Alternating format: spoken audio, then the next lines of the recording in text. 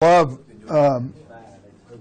what Coach Hatcher did and all the stuff. The one thing he said that as we get into this is that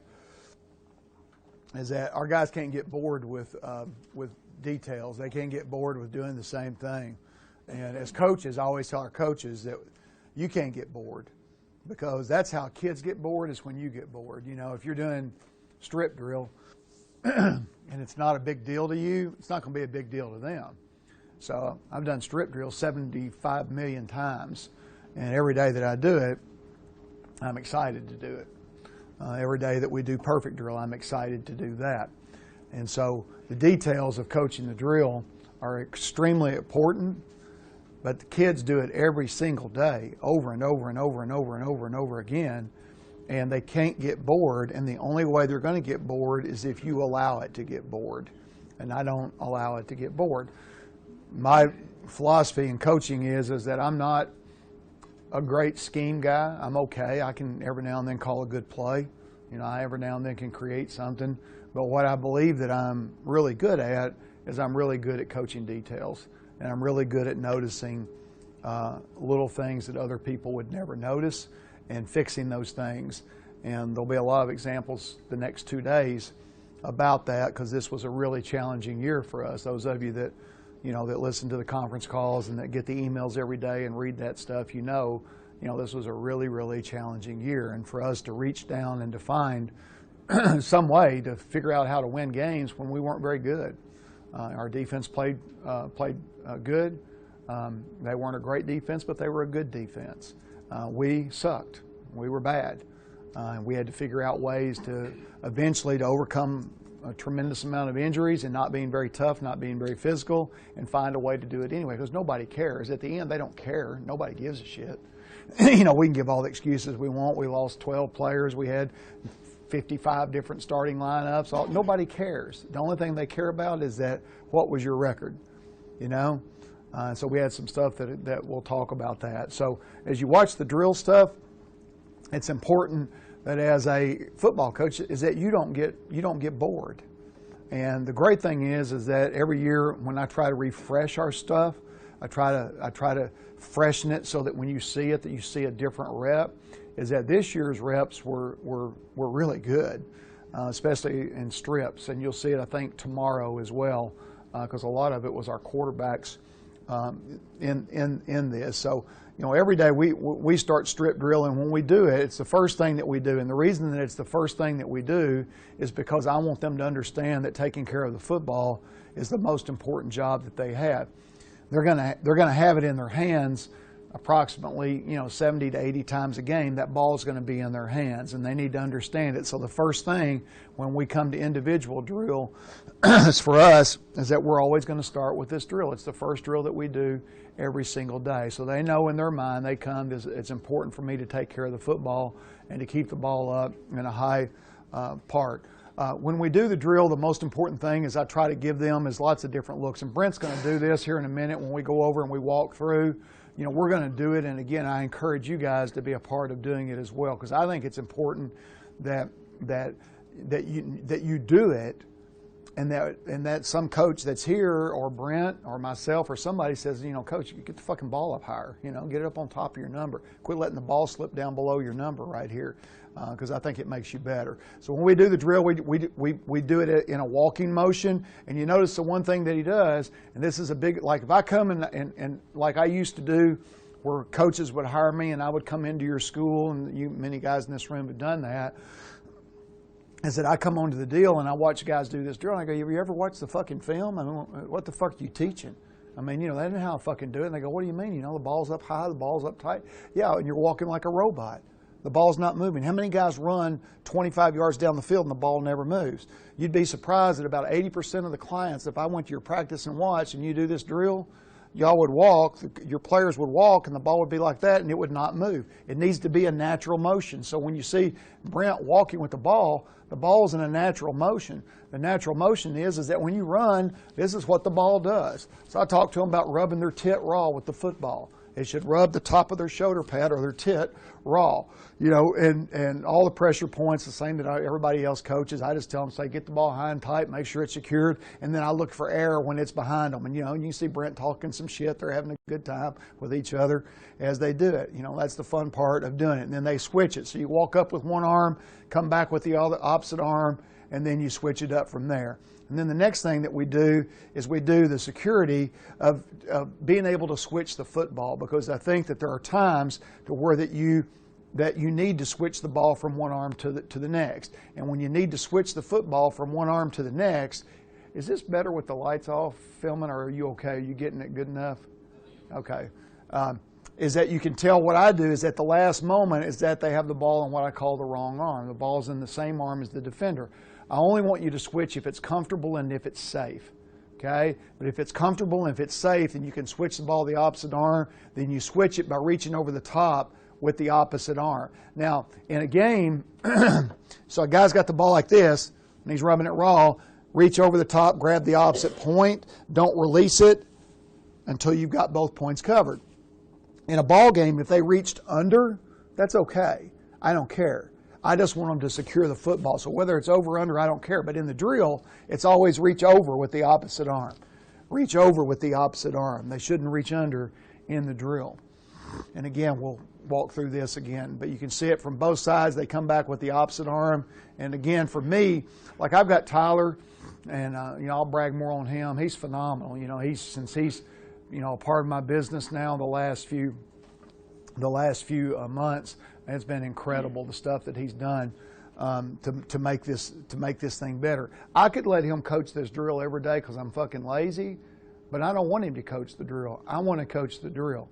I want my quarterbacks to know that when we're doing individual work, that that's an important part of their life. And as they go through the season, is that it's still important, even though I do slack off some as they do. Hatcher, I'll give you one here because Hatcher's the most competitive fucker I've ever known in my life besides Brent. Brent, I would like for y'all, that would be fun to watch you two because it'd be a fist fight. I mean, literally. Hatcher and I used to jog when we were at Kentucky. And, you know, I was at the time, you know, I was 20 years younger, but he was a puppy, and I was, you know, 39, 40 years old, something like that. And we would jog, and it'd be the middle of the summer, it'd be 98 degrees, and we'd be jogging through campus, and we'd get to the end, and it'd be like a 500-yard sprint to the end. And no matter what, he was going to fucking sprint to beat me. I mean, it was a big deal for him. And he, you know, he was, you know, I was old and fucking, you know, I couldn't fucking win. You know, he'd get me, you know, get to the end, talk shit and all that stuff. You know, it always fucking pissed me off, you know. And so one day, in the middle of the deal, we're running through the middle of campus like we always do, and I take off in a dead sprint. And I sprint like 100 yards, and I stop, and I go, yeah! And he goes, what the fuck you doing? We're not even close to... He didn't say it, of course. He's Sanford. He didn't say that word. He did in those days before he changed. But, what are you doing, man? We got a fucking another half mile to go. And I go, fuck you. There's the finish line. I won. He was ready to fucking scratch my eyes out and fight on the deal. But the competitive stuff, like he said with the quarterback, I was going to tell this game because it popped up when he was giving this deal a while ago. We do a deal, which I don't know if we did this at Kentucky. I think for some reason I was thinking the old lineman at Kentucky used to do it. As you get 5 yards apart, get over there, Brent, real quick. We get 5 yards apart, and we have a football down. And so there's the yard stripe there, and I got a yard stripe here. So I start the game off, and I kick the football. Well, the goal is the ball's got to roll dead exactly on that line. It will say the ball didn't roll, it rolled about a yard up. So Brent stops now, so now whatever way the ball landed, if it's crooked, whatever, he kicks it back towards my line. And if it lands on the line, then he gets the point. Well, then he kicked it, and let's say it ended here. I kick it, and so we go on and we play a game. We go to, say, 3. And I'm incredible, right? I'm phenomenal because I invented the game. I didn't really. I think we did. We do that at Kentucky. The old lineman, I think, used to do it. Thank you. And so we play this game. And so as the year, you know, I've been here 2 years now, we've kind of, usually the rules change according to whatever it is for me to be able to win. That's how I usually change the rule. So I've got one of our student assistant girls, she's my partner. It's she and I against him and whoever. Okay, or the other two quarterbacks, and it's really competitive. And so the first time, like, he lost the game, I thought he was literally going to fight. I thought we were going to have a fist fight right there on the field, all right? And that's that competitive drive that you don't want to lose in anything. And Hatcher he was just like Brent. They were so similar in a lot of things that they do. So we do have fun, was my point. We do some things that are fun, and sometimes we do that. We usually do it on a Thursday when it's a little bit of a different day that we have. So we do this drill, and again, the objective is to try to get them used to now switching the ball over the top. As you can see, he's reaching over the top to grab the opposite point right as I'm trying to strip the football out. Try to keep the ball on top of the numbers as they do. Almost every fumble that takes place with a football takes place when the ball drops below the numbers. The ball drops below the numbers, fumbles. I've only seen one since I've been coaching with one of our players where the ball was on top and they fumbled with the ball on top. The ball was properly secured. Fadi Muhammad did it against Texas on the 5-yard line going in. I couldn't say a word. When I saw the film, nothing I could say. He did everything right. Still fumbled the ball. Still got stripped. You know, sometimes shit happens. I got a part of that tomorrow. So that's the drill, and then we really did a great job. Brent did a great job, and then when Brent was hurt, John did a great job on running with the football, better than they did last year. So I used the video from this year because the cuts were a lot better. So you'll watch him here as we're running a quarterback train, and you look at the ball is up as it is on the top of the number all the way through, and especially at the moment of truth.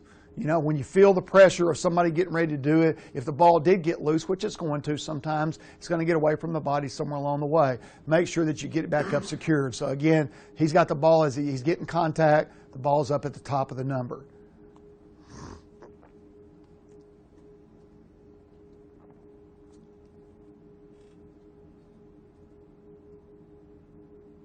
And see, this year, hopefully, maybe he'll learn maybe at that point in time not to run and hit the guy in the mouth with his forearm, maybe slide at that. But love the toughness part of it. But again, on these, you can watch and see exactly what we're wanting in the drill. Because that's what you're going to grab, contact, hit, and that's perfect all the way through, okay? So that's how the drill part works there. And there's a bunch of cuts. And the way this video stuff works too is that you guys get this. It's filmed right now and all that stuff. Most of you know that. But then you also get another file to where all these clips are on that file, to where that instead of having to listen to my voiceover when you're coaching your kids, is that you can do it with my voiceover, but obviously with my language you may not want to, is that you can do it where you become the coach, to where you have all these cuts and then you become the coach as you do it there. So we'll get it here to the next slide because there's a bunch of good ones in there. The one thing that I take a real, I'm kind of an ass on this deal is that when you walk out on the field is how do you warm up? Because it really irritates me that when a quarterback goes out on the field and you see them warming up, it's almost like a defiant part of their life is that, they want to come out on the field and they want to do shit to piss you off, and so, they come out on the field and it's like, put my feet together, take a long stride to throw the ball, do some funny shit like that. And they may do all that before I walk on the field, but the moment I walk on the field, they usually know that shit I better not see it. Because to me, I think you're a creature of habit. So we do warm-up throws. When they're warming up before I come out on the field, I want it to be right. So I want the ball to be up at throat level because that's where I place the football, is that all my quarterbacks are usually going to be somewhere around the throat to the top of the sternum. Okay? I might have John keeping the ball just a little bit higher than Brent. Brent might be just a little bit lower, but as long as it's between the top part of the sternum tip and the throat, it's comfortable. Where it gets uncomfortable or unsafe is at the Spurrier deal that he's doing. He's the greatest guy of all time, but that is uncomfortable. When you have a ball here like he used to teach at the ear, the only thing that can happen from there is you have to drop the football before you can start the motion to throw it. That's a little bit too high and the ball gets a little bit awkward. When the arms get out away from your body so far that they become tense. So I want them to relax. Whatever it is that makes their body relax. And again, when you send them to a guru, they're going to fuck them up. Now, I can just tell you that right now. They're going to teach them some shit that makes no difference in what they do and put it in their brain. Because I've watched them do it. I won't name a quarterback. There's a quarterback that was either 1, 2, or 3 in the country coming out of high school, best in the world. I watched 2 quarterback gurus one day coach this kid and fuck him up so bad, I've never seen anything like it. The kid signed big time, transferred, can't play dead in a Western, okay, because he's got so much information going on in his head. But these are basic, just the little things. Ball there, relax with the ball here at the throat level to where that this part of the body is relaxed, that it's not tense from that part of it. And then the next thing is I want the feet to be shoulder width apart. I don't want them to be too narrow, and I don't want them to be too wide, because then the step is always the same. The step is always around 3 to 6 inches when they step to throw the football. So when you watch Brent there, the step is slightly behind the line, probably 3 to 6 inches. When he steps, the ball, the placement of the foot is a little short base step, follow through, tits end up towards the target. And again, Coach Hatcher can tell you a lot more about this than me as far as little things that make a difference to him. But if you notice again, he's got the ball up right at about throat level. You got a righty and a lefty, so this is really a good warm-up drill where you see a right-handed guy and a left-handed guy throwing, and they're doing exactly the same thing. The other thing that's a good idea when they do this, and I'm not as big a pain in the ass as I should be on this, is to maybe have the guy give a target, you know, visualize a target, see a target, throw to a target.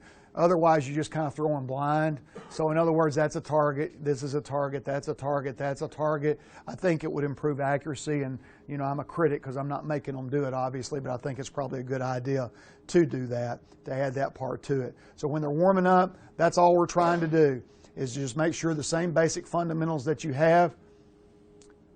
And again, you'll see the different angles from that. All right, then from the warm-up throws, and this kind of goes together, is that this is the drill I've been doing forever. I told Jared when he became the first pick in the draft, I said, you know, I'm going to change the drill's name now. Instead of I've called it Manning drill forever, Manning typewriter feet. Now it's going to be Manning Goff feet. I said, if you make the Hall of Fame 15 years from now, I'll switch it and it'll be Goff Manning feet, all right? But right now, that's what we call it. So I think for you guys, it's a good thing to name it that. You got the old man that's retired, going in the Hall of Fame. You got the young kid that's coming up with the new one there. So all they're doing in this drill is that we've got a snapper and then I've got a play call. So the first one is a one-step drop. So in this case, let's say that we're running stick right. So you watch here, and we'll watch Brent in the middle. He catches, he looks the ball in. So the first thing is you notice his eyes go down to what's the football. His eyes go down. I want him to exaggerate that because, again, when I watch Manning on film in the gun, you watch Manning moved his eyes to the football to catch the ball. He did not catch shotgun snaps like this, okay, because that's going to lose a ball game for you. And I go bad snap drill a little bit later.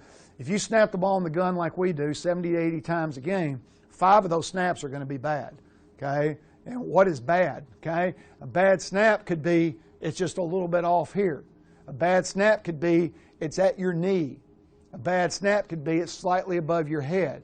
It could move you off the target, or it could be one that goes over the body, which I have a drill for that, which you'll see a little bit later. But what prevents he knows that there's no such thing as a bad snap. He knows that because I tell him there is no such thing as a bad snap. Every snap that is not secured by you is your fault. It's not the center's fault. Okay, the center is going to screw him up. I'm telling you right now, he's going to screw it up.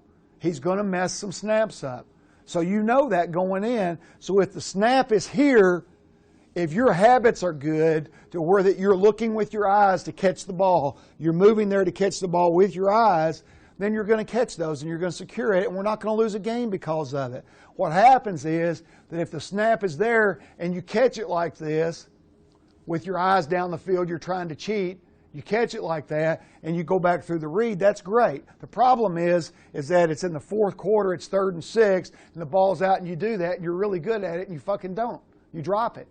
Now we got a bad play. Now we got a play that we might lose a ball game over. So in these drills, I want you to look the snap in. I want you to do it so that it becomes a habit, a part of your everyday nature. So you can see there, he's got an exaggeration as he looks the football in. All right, then, because I've called a play, and let's say I go stick right, he's going to go stick, arrow, backside. All right, so now I'm watching him go through his read progression, stick, arrow, backside, and as he's doing it, The feet are 100 miles an hour. And Brent's better than anybody I've ever coached at doing this. He's better than Jared was. And Jared was really damn good at it. Jared had the best feet of anybody I've seen. But he does a great job. He stepped it up a level. And so what happens to them? They all step it up a level. Everybody gets better, like Coach Hatcher talked about. If your leader gets better, everybody else gets better. All right? And so he'll do a good job. And then he knows, like, we have some challenged guys. So you weren't there because your fucking backup is going to beat your fucking ass out. Because I'm going to make sure he fucking does, motherfucker. Okay? That's good leadership, right? Positive leadership, right? Very positive with a smile on his face. He's got a smile. You fucking dropped 6 fucking touchdowns for me, asshole. So fucking please be there tomorrow, motherfucker. Okay? In a positive way, with a smile on your face, right? That's positive leadership. Demand their appearance that they come. Develop go-to routes with undeniable chemistry. Okay, who do I go to? What do I do? He knows who he's going to. He was going to Richie James, right? Richie James is maybe the best receiver I've ever coached going into this past season. The problem was he only played 3 games. Why? Because he got hurt. So now who's the chemistry with next? How do you develop chemistry? You develop it in the off season.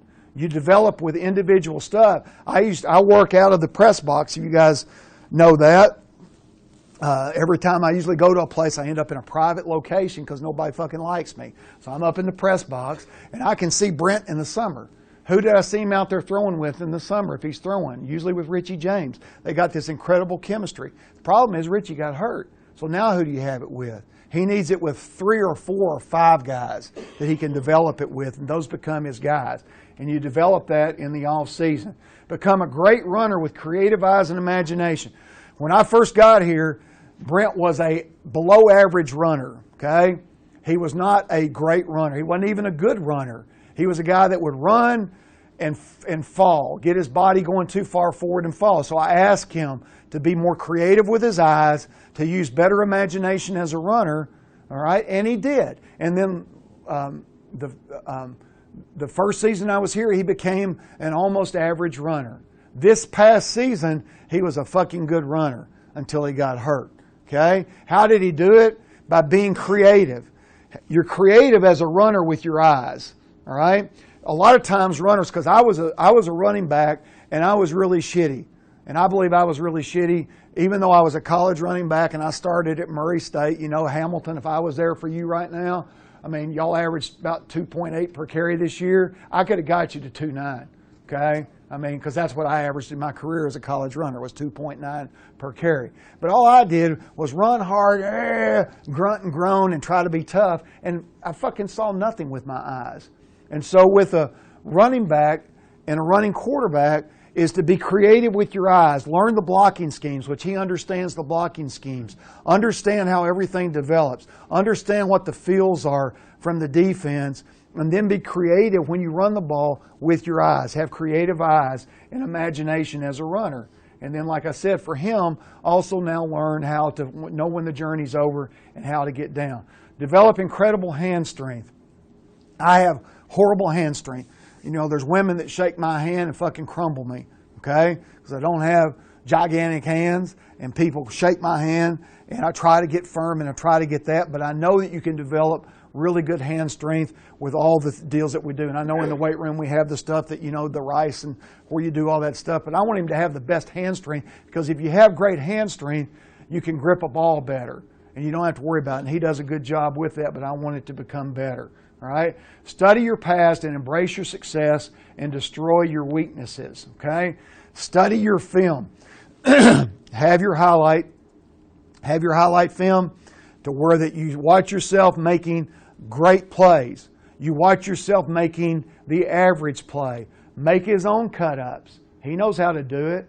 Make his own film. And then show himself to where that he embraces those strengths. Why am I good at this? Why did this work? What can I do? How can I, with these 2 new quarterbacks be coming in, how can I get them up to speed as soon as they get here to make them as good as they possibly can be? Embrace the strengths, and also look at himself and go, what did I suck at? You know, what was I bad at? And make the film of that and become better at those things. Also become the master of tags. I've tagged for him for 2 years. He needs to begin to tag for himself, to where that I call a concept and he looks up, sees it immediately, and looks out and gives somebody something that's better than what I called. Okay? Because on the 3rd season, I don't know if Hatcher, I'm sure he would say the same thing. Every quarterback I've had in the 3rd season, that's when the tags become, you become better than me. I can't tag as good as you can. I can give you something, but you're always going to see it better than I do. And I've only, coached one quarterback in my career for 3 seasons, and that was Jared. And Jared in his 3rd season became much, much better at being creative in his tags. Being able to tag run play, RPOs, being able to tag the backside of quick game routes to where I don't have to do it, to where that they can do it. So become the master at tags. Read, study, and improve leadership skills. There's a million things out there about leadership. Find something that you like, something that you believe in. I study business. I don't study many football guys. I study business. And the reason I study business is because obviously I have a business, but what I found over the years, the football stuff is a lot about quotations. It's a lot about slogans. It's a lot about, roll the fucking boat, right? Stuff like that. It's all good. Slang is great. It gets guys good jobs and all that stuff. But I like business because there's not very many slogans. Is that there's a whole lot of doing. There's a whole lot of creative innovation of doing things that have never been done before and finding ways that fit you. And so I believe that if you find that and you study that, I almost every day listen to podcasts when I'm walking. And one of the ones that I listen to that if you guys haven't done this is a guy named Tim Ferriss. Okay, Ferris. I think it's just one S. And he's a young guy, but he's done a whole lot of stuff with health and with body functions and with eating and all that stuff. But he wrote a book called The 4-Hour Work Week. And it's basically how not to waste time. And I'm a huge believer in not wasting time. I hate wasting time. For example, if we have a meeting and I got to listen to the O-line coach say, Johnny didn't step with the left foot right here. He didn't get this on. I've been coaching with the guy for 3 fucking years. I know Johnny didn't do that. To me, that's a waste of my time and a waste of his time just so that we can do stuff. So once my coaches and we are on the same page, then I don't meet just to be meeting because I don't want to waste time. And that's part of the 4-hour work week is learning how can you maximize your skill set? How can you maximize your practice time without doing things just to be doing them? Because I hate to do that. So find guys that you can study. Don't show signs of weakness by being too self-critical. He's the worst in the world, and I motherfucked him for probably the first time when he came back from his injury. Because what he does is that, we'll be doing routes on air and he'll make a shitty throw and he'll motherfuck himself unbelievably. Well, that's good because what is he doing? He's fixing himself. But what he's also doing is spreading negative energy around. I do enough negative energy that he don't really need a whole lot of it, okay? I've got enough of it going. He doesn't need to be as self-critical verbally to where that energy spreads throughout the other guys because sometimes they feel like it's coming towards them. And when you got young quarterbacks, sometimes it hurts them a little bit. Daily gratitude. He does a really good job with this. I believe that you teach your teammates how to be grateful and that you are grateful. If you guys don't have this app on your phone, I would strongly recommend that the first break that you get is that you put an app on your phone called the 5-Minute Journal. The 5-Minute Journal has changed my life. It's on the front page of my iPhone right here, and the first thing I do when I wake up and shit every morning. If I'm sitting on the shitter, unlike Trump that's trying to destroy the fucking world on the shitter, I'm trying to read the 5-Minute Journal, and it takes me literally about 3 minutes in the morning and 2 minutes at night for me to set my daily attitude of gratitude.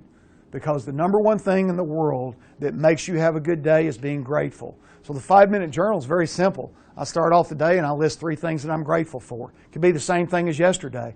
It can be as simple as, this morning I'm grateful I get to see David Barnes. That's in my journal from this morning. My best friend from high school, and I get to see him today. Okay, I get to see Chris Hatcher. And, Hatcher and I've gotten closer over the last couple of years. I get to see good friends. Whatever it is, I'm grateful for my daughter, for all 3 of my kids. It doesn't matter what it is, but when you set the tone of being grateful, what it does is it makes you not have a shitty day. because you have gratitude. So he can be grateful, but he can also teach everybody else. And I tell our players all the time this stuff. I spend, 20% of my time trying to teach them how to have better lives. Take snaps and drops and pops and rolls and slide fires and flames and boots daily. He can do all that on his own. Okay, what's a drop? Well, a 3-step drop, a 5-step drop. What's a slide? Slide protection to where he's faking here, coming off of it and have to go through his progression. Rollout, boots, every little thing that he does, he can have a rhythm set up that if I don't set it up for him, he's got it set up for himself. And it could be that he's got 5 minutes free and all of a sudden he just says, you know what, I'm going to get better at rolling out to my left because it's usually easier to throw to the right for a left-hander than it is to throw to the left. Demand excellence for yourself and your teammates, okay? He does that, all right? But demand it not only for himself, but demand it also for his teammates as a leader. Make everyone better with positive, firm leadership. And again, it's amazing, and I'm bad at this, I know this. I've got really, when I'm pissed and I don't feel good about something, my body shows it usually. I can walk into a room and people go, oh, fuck, all right, something ain't right. I'm not great about hiding that body language part of it.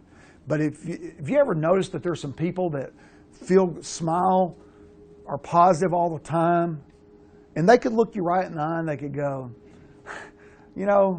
Colby, you're a sorry motherfucker. You really are. I don't fucking like you. But, you're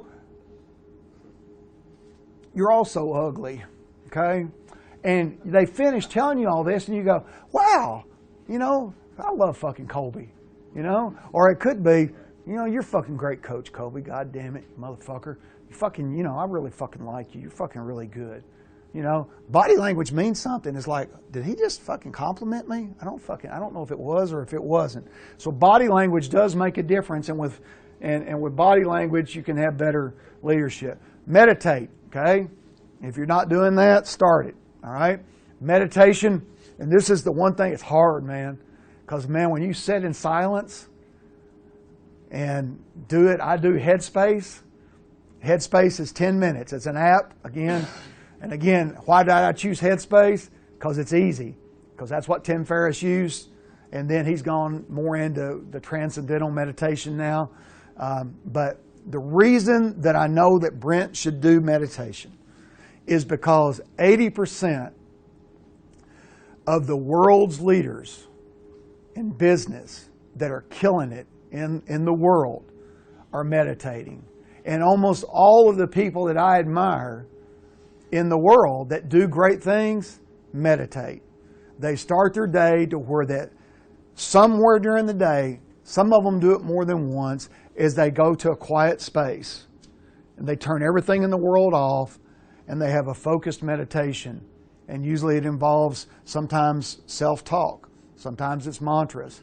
But if 80% of the top leaders in the world that are changing our world for the better are doing this, there's got to be something to it.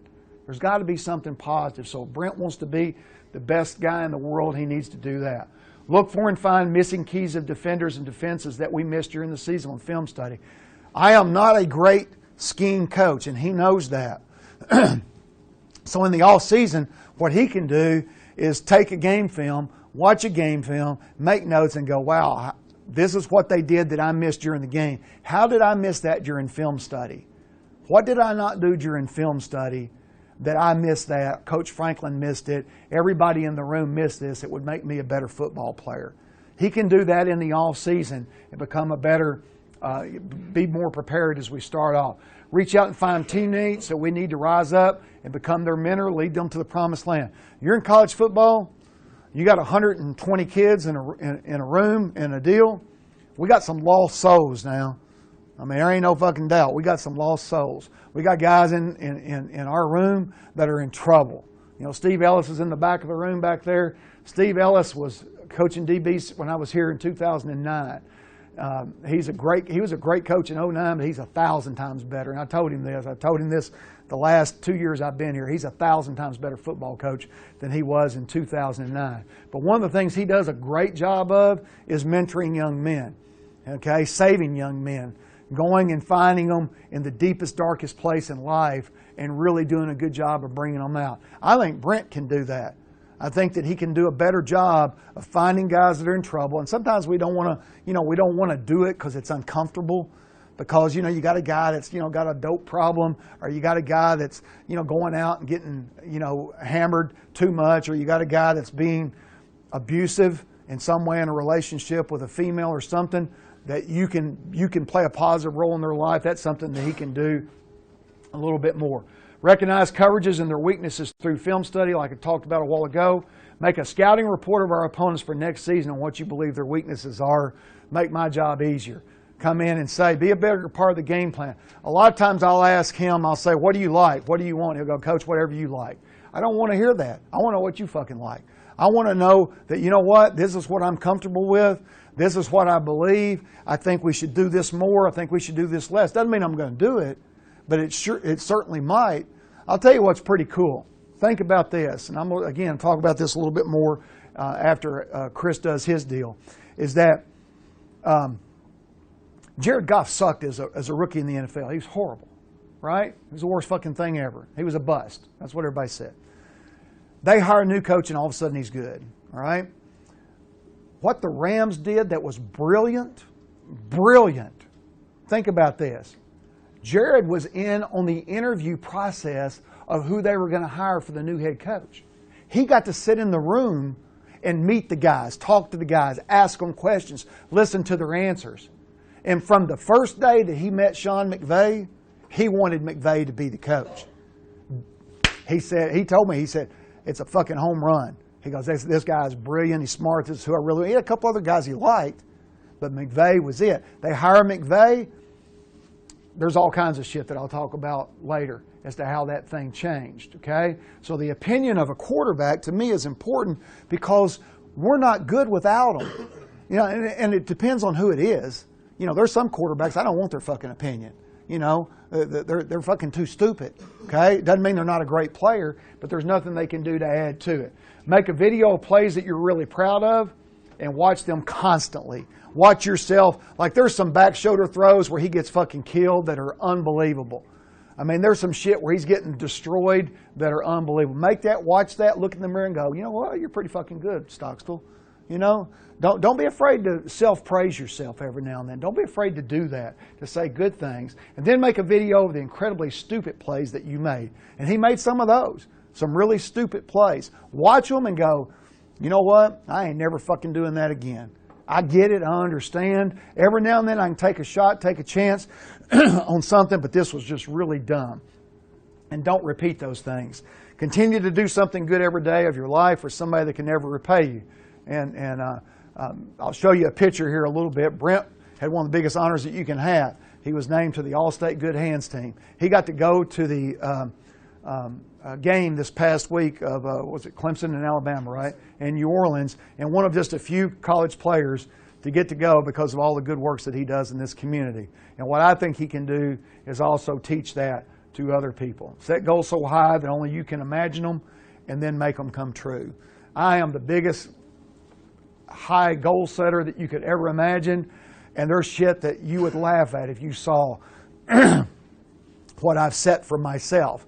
And a lot of it, most of it doesn't have anything to do with football. It's other stuff, that I set goals for. And I do have some really high football goals, and I tell them every year. I start off every year with a PowerPoint, and I tell them I want to be the best offense in the history of college football, ever in the history. Why not? Is that too big a goal? I don't think it is. Why isn't it? I mean, especially now, it's year 3, okay? Year 3, baby. We've got a lot of players that personally chose and recruited and brought them in here, fit the missing pieces and everything. Why not try to be the best there? Well, that's stupid. Why would you do that? You said that at Cal and you went 1-11. That's true. Fuck you, okay? I'll say it again. And I'll do it again this year. Because if you set goals that are big, then you know what? You usually climb a lot higher than you would if you just set something that, I think I can get my foot in the water there a little bit. So don't be afraid to set goals. Don't be afraid to set big goals. Or we do all this stuff during special teams, by the way. That's when I do all my quarterback drills. So if they're doing extra point, field goal, punt, something that our guys are not involved in, then that's when I'm doing my quarterback drills.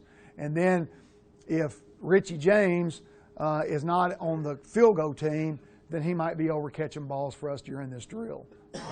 Guys that are, and I embarrass our guys, you know, I always tell them, if you're not on special teams, you're a sorry individual, you're a really bad football player, you know, you're a selfish human being, you know, you're over here with me, you know, you're really truly a piece of shit as a life character, because your best players should be playing special teams, unless they're so good that you can't afford to lose them. So again, they're, you know, getting the ball out fast on the swing screen, and then getting it to them, in this case, on the upfield shoulder. If the ball is on the upfield shoulder, you got a chance for, like in this case, you know, Octavius goes and takes it to the house. That's one of the reps from last year, one of the reps from this year. Okay, we do this a lot with the missile screens, to where that we fast motion the back, which gives him a really easy tell. He now knows that, you know, I don't have man, I've got the leverage that I thought I was going to have, so I don't have to worry about it. So now he just catches and gets it out faster. And again, upfield shoulder, if we get on the upfield shoulder, this guy's got a chance and get straight up the field and get some positive yards for us right from the beginning. So we drill the missile screen from there. All right, now we do the backside of the missile screen. So you see I move the targets now. The target that was catching the ball back here is now there. So now the quarterback's eyes will start opposite. He starts on the chop screen. So if you look now, Brent's eyes are to the right, and he's throwing missile left. So he starts eyes right, loses ground. We'll do it here from the back angle. Eyes opposite, lose ground, don't have it, lose a little more ground, stop, throw, upfield shoulder. Look, no, don't have it, lose ground, find a throwing lane, upfield shoulder on the screen. And again, the placement of the football on this is everything. Is hitting the upfield shoulder with the football. Drop step. And again, if his feet, the one thing I tell him is that if the snap caused his feet to be awkward, it doesn't matter, just adjust from there. So if the snap was somewhere off to where that I had to do that, just be an athlete. Don't make it so particular that my athleticism cannot make this a good football play. So the feet, I don't care if they're absolutely perfect, because the snap may have caused them to be imperfect. All right, again, now with the right-handed guy, same thing. Looking for the chop screen first, flips his feet, throws it again to the upfield shoulder. And then with the upfield shoulder, if you have that, you have a chance at a play. Opposite, drop, upfield shoulder, chance for a play. Drop, opposite, upfield shoulder. If he hits him on the upfield shoulder, have a chance for a play. Okay, slow screen technique. I've done this the last couple of years, is that I've picked a side and I've either run it to the right or I've run it to the left. I haven't run it to both sides. Like Coach Hatcher talked about, the one thing that you do a lot of times as a coach, and Chris and I communicating during the season this year helped both of us a lot. I got a lot of great ideas from him. He got good ideas from me.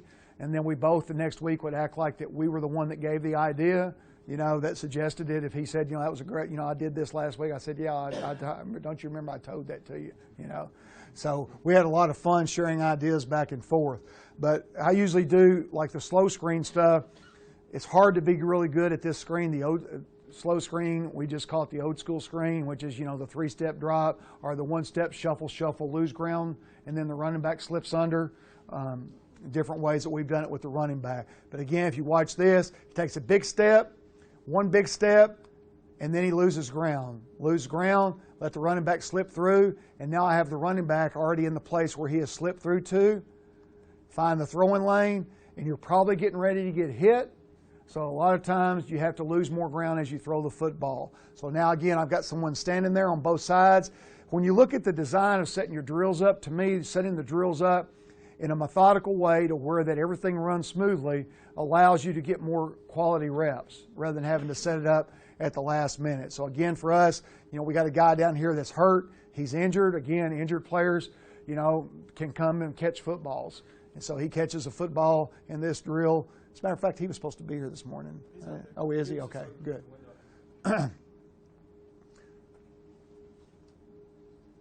All right, so again, now we'll watch it here from the back angle. Running back is going to slip under and through. Quarterback knows that running back is going to have a hard time getting through there, so it's your job to set it up and buy time. Start the eyes opposite, one big step, start to lose ground. You can do one big or you can do three. Okay? Some people do 3, set, wait for the rush, and then lose ground.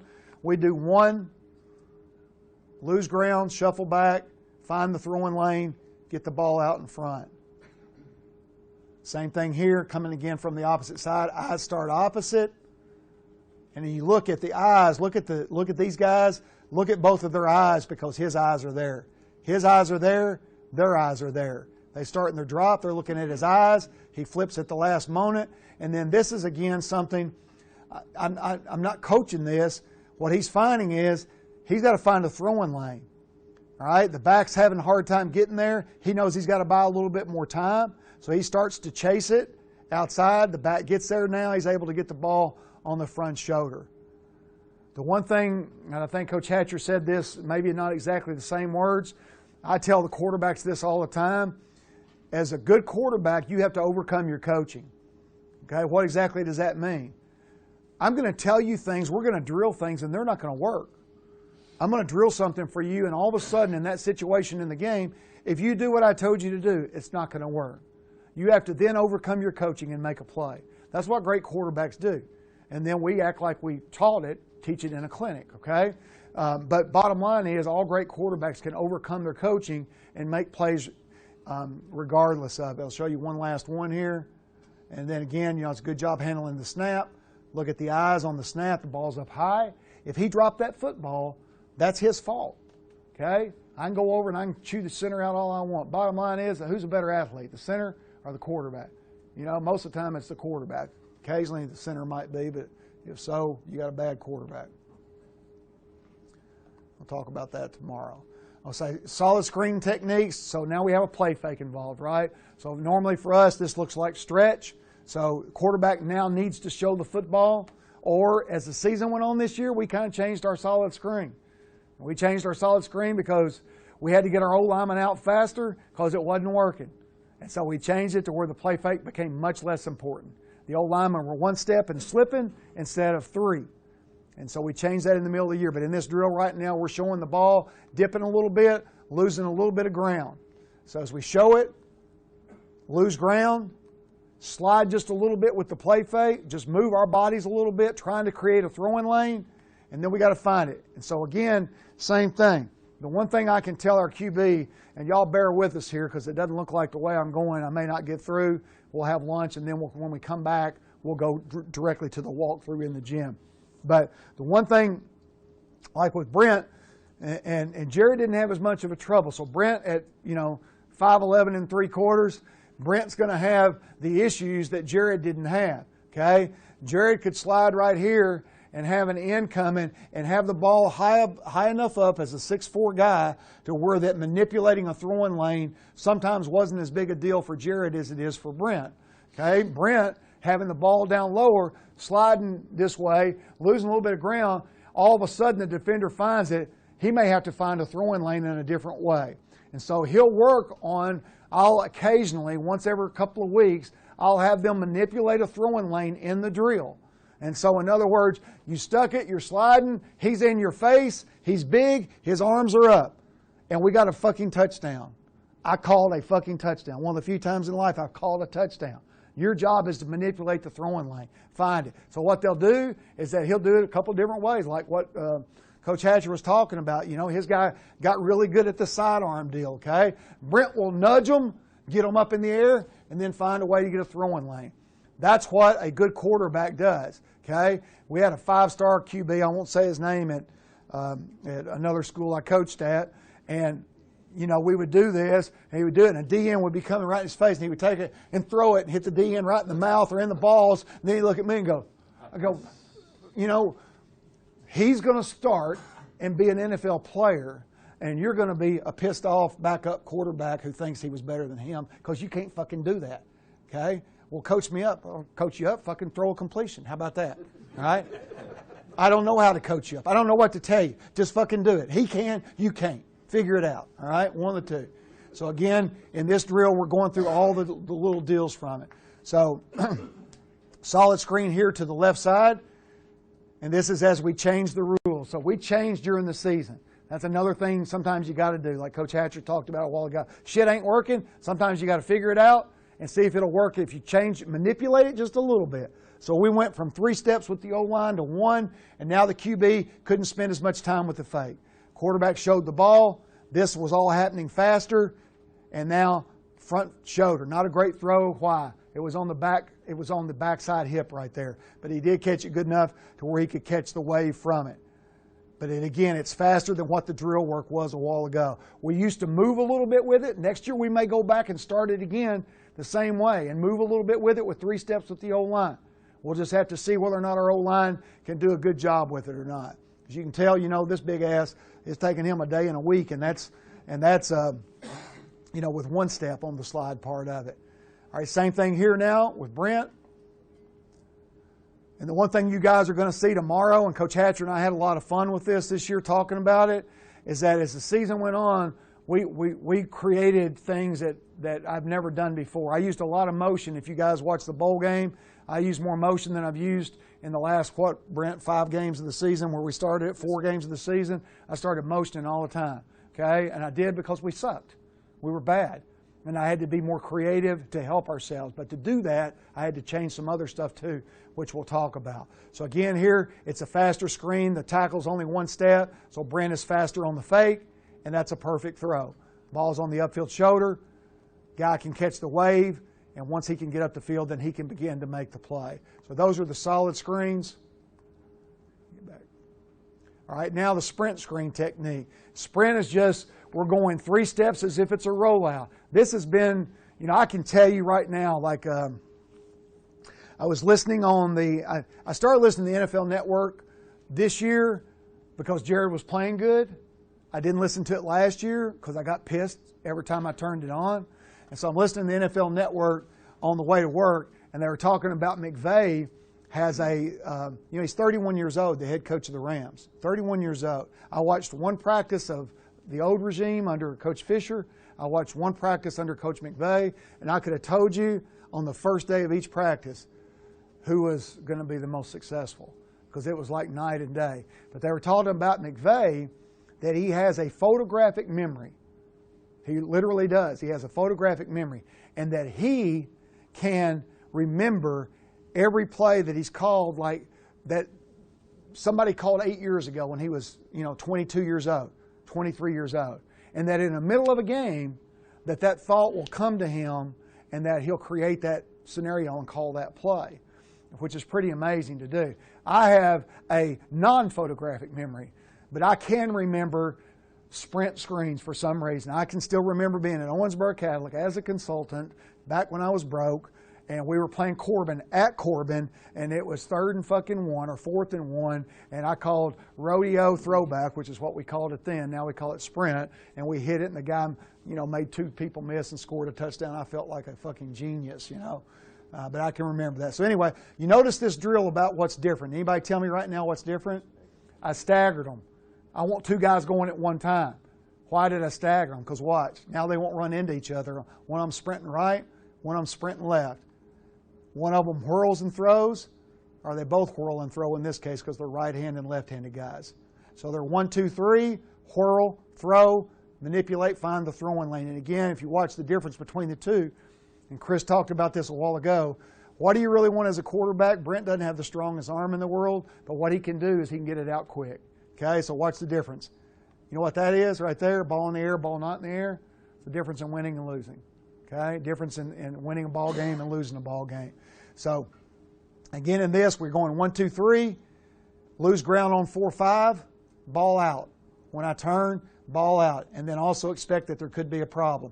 All right, now, neither one of them now will whirly bird because they're throwing back away from their dominant arm side, so they don't have to whirly bird on it. Now it's 1, 2, 3, lose ground on 4, 5, manipulate, find the throwing lane, get the ball out.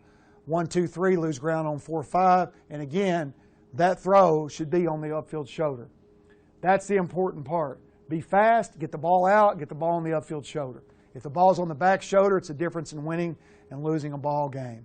So again, here now with John on the first one, 1, 2, 3, lose ground on 4, 5, find the throwing lane, upfield shoulder. Hopefully the rhythm and the timing are going to work. Same thing again, 1, 2, 3, lose ground on 4, 5, upfield shoulder. If it's the upfield shoulder, he's got a chance to catch the wave of that block. If it's not on the upfield shoulder, he doesn't have a chance to catch that. And now here one with Brent. 1, 2, 3, and now he's got a whirly bird because he's going back to his dominant arm. I call that a whirly bird. 1, 2, 3, whirly bird on 4, 5. And I love this because this is him manipulating. See? The 5-star guy threw it right at this guy's balls. Okay? Brent goes, okay, I just manipulate him, get him up in the air. The one thing we tell them is all defensive players are dumb fucks. No offense, Steve. I see you in the background back there. I always tell them they're all dumb. They all want the same thing. What do they want? They want the big play, tip, interception, all that stuff. As a quarterback, all you got to do is do that, and they all do the same thing. They all jump. They're all gonna, and it's fucking easy. Okay, losing a guy in a pass rush is the same thing. You just got to manipulate them just a little bit, and they'll fucking, they'll do this shit. They want to get on TV on ESPN. Okay, all right, bad snap. You're going to get bad snaps. The question is, if it's so bad that you can't catch it, there's two things in this drill that I want to do. I want them to think that there's going to be snaps that they can't handle. And when it does, what do? Don't panic. Rule number 1. Chase the ball, look it all the way in, pick it up. You'll be outside the box by now. Throw the ball away past the line of scrimmage. I can't just tell it to them, so we train it. So in the beginning of the year, we might do this once every 2 or 3 days. At the end of the year, we do it at least once every couple of weeks. So I throw the ball, I get it all over the place, and the whole deal is watch it in until you have it secured. All right, I have it secured. My hands are on it. My eyes are on it. I'm outside the box. And again, now I'm also working on throwing the ball on the run. I'm outside the pocket. I get my tits to the target. I follow the throw. And when we throw the ball on the run, I changed one thing this year from all these years of doing this thing. I've always done all my drill work when we throw the ball on the run, is that as we get ready to throw, we get our tits to the target. Ball's still up, and then right before the throw, we get just a little bitty, hot little Manning deal, bam. And the reason I do it is because there's a lot of guys that suck throwing the ball on the run. They can't do it. And so what this does is it makes them basically 100%. You guys that do this know. If you're throwing the ball on the run, and you do this, and you get your body to the target, you're going to be almost 100% effective on throwing the ball on the run to short throws. Just a little bitty pitter-patter right at the run. However, if you do that, it's also going to cause yourself a fraction of a second of time. So we're in year 3. We're in year 2.5. So in the second year and a half is that I tell them, I say, okay, let's drill this thing, and now you're not going to have to do your feet anymore. Okay, I'm going to let you guys just do it. As long as you get your body to the target, as long as I get my tits to the target, as long as I get my body there, I'm okay with you doing that. If it works. If it doesn't work, you're going to go back to the other deal. Okay? And so then I watch and see if it's going to work or not. And so what they do now is sometimes they get them hot, sometimes they don't. And that's what they basically did anyway before. So it is a little bit different. You'll see some other throws on the run to where they do it. This is a way to where instead of me having to do a rodeo lasso movement drill, I just combine it in with this. Brent had drank before practice this day. If you see that, just had a couple of beers. Struggled a little bit with it. And then again, you see it as it happens. Okay, gets a bad snap. And when they get a bad snap, the number one thing is don't panic, because I give them worse snaps than this every day. Eyes down. Notice the eyes. What if he had done one of those deals where he's trying to read coverage on that play? So he's taking the snap, and the ball snap, he's trying to read coverage, and he does it on that one play, then this becomes a disaster, and we lose this game. And this was a gigantic win for us. But he looks it in, and then the next thing is he doesn't panic. Get the ball up. Don't panic. If you've got time, you don't have, this is a funny play. I'm going to show this one later. Every fucking thing bad that could happen. It shows you what our season was going to be. And then again on this one, ball down just a little bit low. He should have handled this one clean. But the good thing is that he doesn't panic. His eyes are down low. He doesn't panic. Once he picks it up, relax. Again, defensive guys are all going to try to kill you. So if you relax, you'll usually be able to avoid. Kept the ball up nice and high and gave us a shot.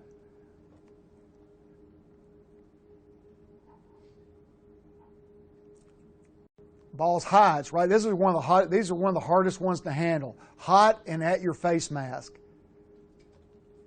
Again, look at the eye. So when you're training your QBs, you show them this, you show them the bad snaps, the snaps that are slightly off, and then how they handle the snaps and how the play continues. You still can't get a 5-step drop, but what you can do is that you can complete the play.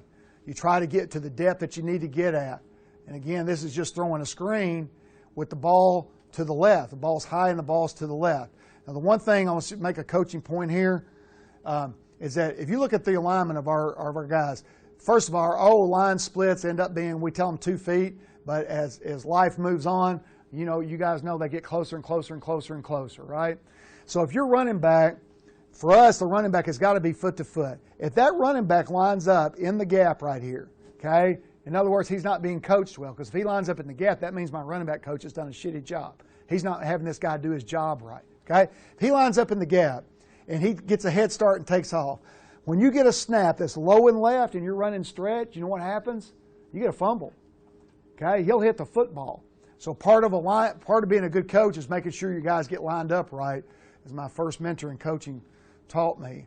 So I'm a big stickler for that. Again, here he's foot to foot. He's in good shape. All right, again, look at the snap. Snaps off, but he's trained.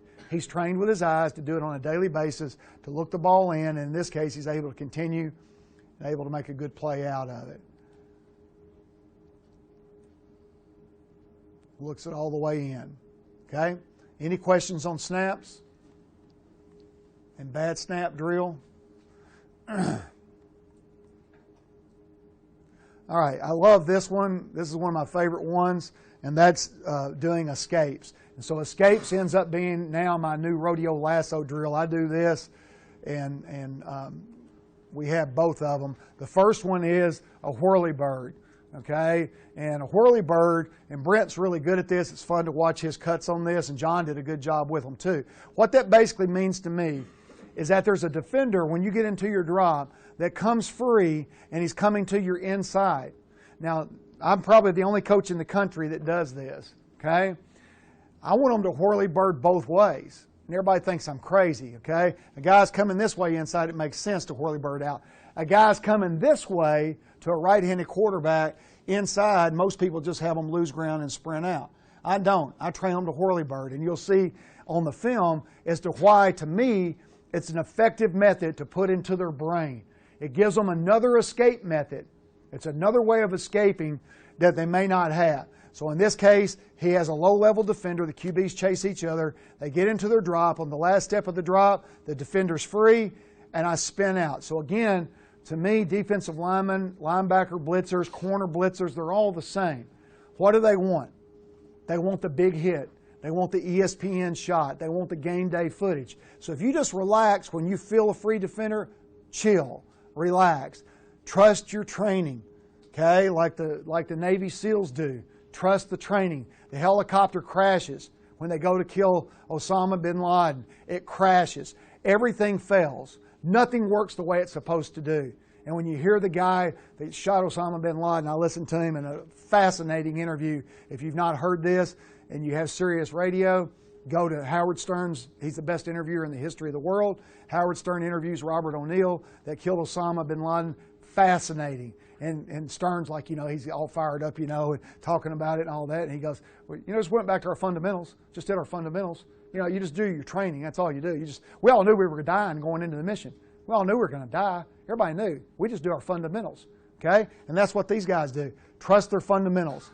You trust your fundamentals. Here it comes. Inside, he's free. Relax. Chill out, okay? The guy's an idiot.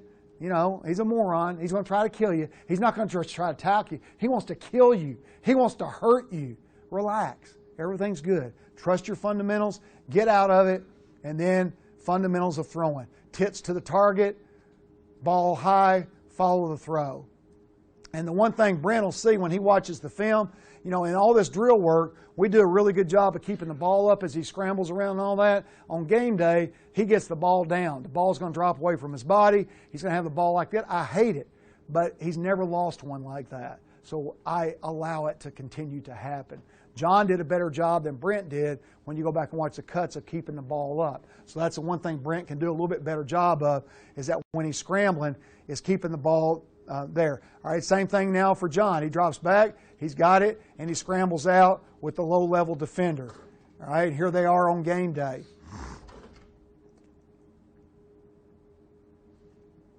He feels it. It's inside, he's loose, it's free, relax, get out of it. Get my ball in space, make the throw. Same thing here. He's going to feel it. And he's going to say, which way do I go? What do I do? How's this going to work out? What's the plan here? Okay? I'll just go back to my training. When in doubt, all right, I'm out of it. And then that's the only thing I don't like, right? But now sometimes you just got to be a fucking player, right? I mean, sometimes you just got to be a player. It's easy for me to say, you know, you got to keep the ball up at your throat and all that. No, you don't. You got to get out of it.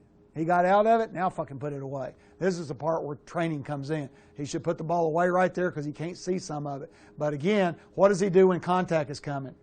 He got it back to where it's supposed to be, okay? Just need to get it back just a little bit sooner. All right, again here, it's just training. I train out of it, I roll out of it, and I'm able to make a play to keep the play alive. Just training. And then here comes the one that he's trained for forever. This is the one that looks just like practice, right? Here comes the guy that's going to kill me. Oh, he's a dumb fuck. I love him. Okay? And I'm not saying this obviously about the individual on this film. This is just about defense. This is how we talk about them, you know. Steve's in the other room going, fucking receivers, fucking, you know, he's chicken shit motherfucker, you know. He's doing the same thing. That's how we coach. But again, this guy, you know, might play 10 years in the NFL, but he can't do it if my training is better than his training, and that's what my job is to do. And here it comes again, training. Training takes over. And then again, he kept the ball up nice and high, makes a play at the end of it. All right? Y'all bear with us here. We'll try to get just a few more of these in so that when we come back, we can go right into our walkthrough. Tyler Boyles named this the dipping out. I never have called this anything except another part of the scramble, but it's now called the dipping out. So Tyler's addition to our seminar series, the dipping out. So it's the same thing, but except we have a high free guy. We got somebody that's high that we feel like is coming off, and I always tell them is that when you escape underneath, you almost always need to escape where the bad guy came from. Escape where he came from, lose ground, keep your eyes downfield, try to find a way to make a throw. If not, just run and score or run and get a first down. And again, this is how we get our throws on the run deal. The most important thing when you throw the ball on the run is that can your body follow the throw? If your body can follow the throw, then you're probably right to throw it. Where you get in trouble is when your body can't follow the throw. Doesn't mean you don't do it, but if you're running, and Brent had one of these in the bowl game, is that you're running this way across the field and you're throwing it that way. If you have to do this to get it over there, if you can't get turned and get the body going to that, then you got to know exactly what you can do. You got to know whether or not I can make that throw under this situation, okay? But otherwise, if I can get my body turned most of the time, and I know the flow, if the flow is going to take me to the target, then usually I can complete the ball if the guy is open. I usually can do that. And then again, sometimes you can't let coaching fuck it up because you try to overcoach a guy that's just natural scrambling like Johnny Manziel did everything wrong in the history of football. But it worked when he was in college. And so you went from there. They coached him up enough in the pros where he couldn't do anything. So again, now it's a high-level deal. Ball stays up, escape out, lose ground, feet hot, follow the throw.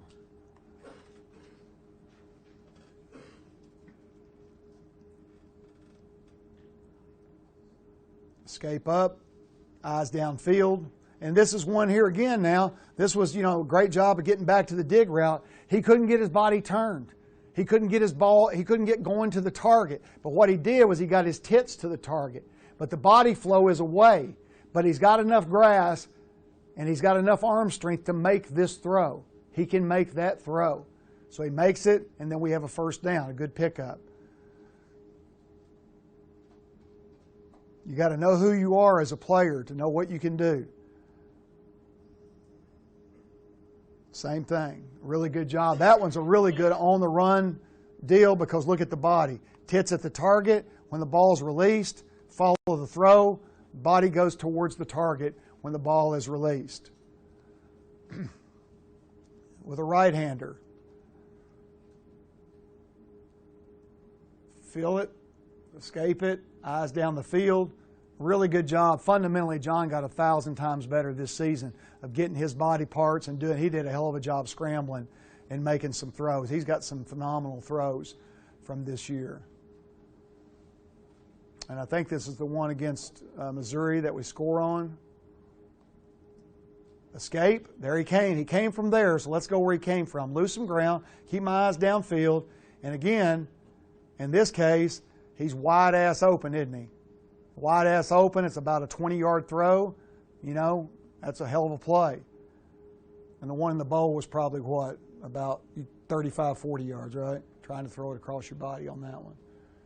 So it's just a matter of learning, knowing the situation, knowing what you can do with your body, how to escape it. But again, what great teaching stuff. That one's perfect, right? Escape up, out, eyes downfield, tits at the target, body language follow the throw. If the body language follows the throw, much better opportunity to make a play. There he came. Where'd he come from? Put it away. Go make a play from there. And this is a great one here. This was this against Western. Take care of the ball. There's all kinds of shit, right? There's all kinds of shit going on. And the good thing is, watch him secure the ball right here. Secure it. Secure it. He's got it secured. Kept it away. Now he's going to go try and make a play now. Get out of it. Gets his body to the target. See, y'all haven't seen that drill yet where I teach him to arc it like that. Okay, we have that drill. I'm going to start it next year and act like I created that. That's what you do. You overcome your coaching. You just make good plays. He makes a good play, gets it down to a guy that does a nice job finishing it off. Okay? And the only deal I'll do this, mainly with the young guys that first come in, is I'll do this little yo-yo drill. And the yo-yo drill is just to get them used to following the throw on the target, getting their feet hot. And so I'll do this drill with them to where that they start with a natural running motion, a couple of steps up the field, the other guy's backing up, get the feet hot, and then when they throw the ball, follow the throw. Biggest mistake in the drill is that they don't follow the throw. Okay, run natural motion, get the feet hot, follow the throw. And again, you don't have to get the feet hot. And these are just a couple of throws on the run, and you just saw all that, so I don't have to show many of them there. That's a good beginner drill to start with. Feet, this is really good. Got his tits turned, eyes toward the target. Body language, look at his body after the throw. Continues to move the body towards the target after the throw. Get my tits to the target, and then watch when he throws it. John got so much better this year on doing this. Watch after the throw, watch the body language go right to the target. And that makes his accuracy that much better.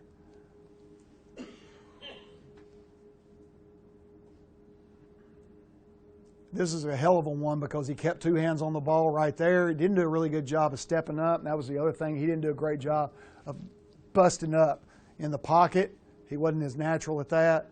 And I didn't do as good a job coaching him. But again, as he throws the ball, watch him get his tits turned. Tits are at the target. Eyes, tries to fall through. Takes the shot, completes a big play.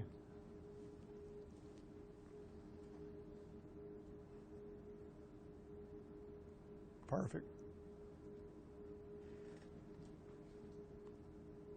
And then zero coverage drills. This will be our last thing. Then we'll take a lunch break. Our zero drills, we've done these forever, for years and years and years. We have a lot of fun with them, a lot of competition. I promise you right now, I could take Hatcher out there right now, and we could go on the barrels. I'll tell you who's good is his dad.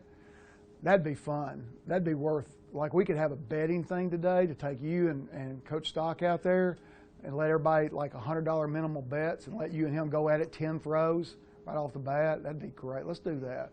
Yeah. I've seen him. I ain't seen you lately. He's pretty good. But in the zero throws, the whole idea is just two things. Anticipate early. Get where you appreciate the fact that someone's going to come free and knock the shit out of you. Somebody's going to come and hit you, and you're going to see the touchdown from the ground. So what we try to do, and so as the blitzer comes, is that we want to anticipate the breaking of the route, get the ball out early, And in the drill, we want air on the ball. The ball will not go in the trash can unless it has air on it. It's got to have a high arc to come down in it.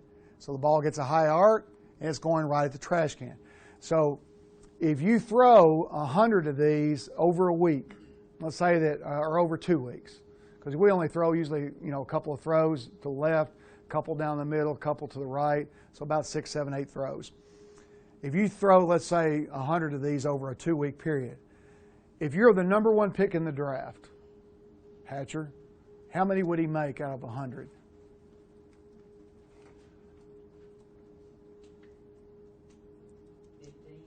15 out of 100. How many would he make? 7 out of 100 if he's the number 1 pick in the draft. You know how many the number 1 pick in the draft would have made for us? Maybe 2. Maybe. Now, a Couch would have made probably 20. He was phenomenal at it. Chris is phenomenal at it. His dad is phenomenal at it. How many would you make out of 100 in 2 weeks? 99 minus 97. He would make probably 2 out of it during the week. The goal is not to make it. That's great. If you make it, that's phenomenal. The goal is to get it out early, get a little air on it to where they can run under it. So that's the whole purpose of Cover Zero. So when you're doing this drill, I love it because he gets so mad because they're hard as hell to make. It used to be great to where I could throw them because I'm pretty good at it. From about 6 yards away, I can make them every now and then, and that'll piss them off because I can do it. So again, good drop step, look it in, blitzer come. We like for the blitzer to give them a little love tap. And there's 2 really good pictures of this year. This is, and this is not even zero. It doesn't matter if it's zero. The idea is the training takes over now. There's the barrel right here on the pylon. Good drop. You got to throw it and anticipate. Cover 1. You got a little bit. If you throw a flat ball, there's no chance.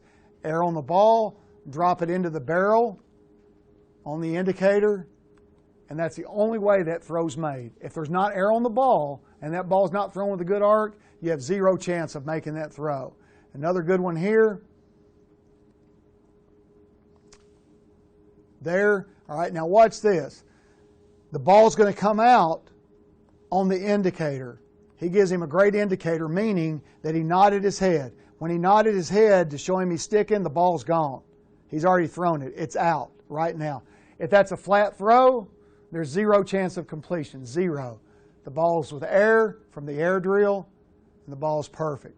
And then there's one more in here that's worth looking at. Yeah, this one. Because this one, he gets a lot of air on it because he's getting hit. So he's getting rid of it right now. The guy's coming free. He's got to get rid of it early. He's got to get more air on it because he's just now stuck the route. So the ball's already gone. The ball's up here right now.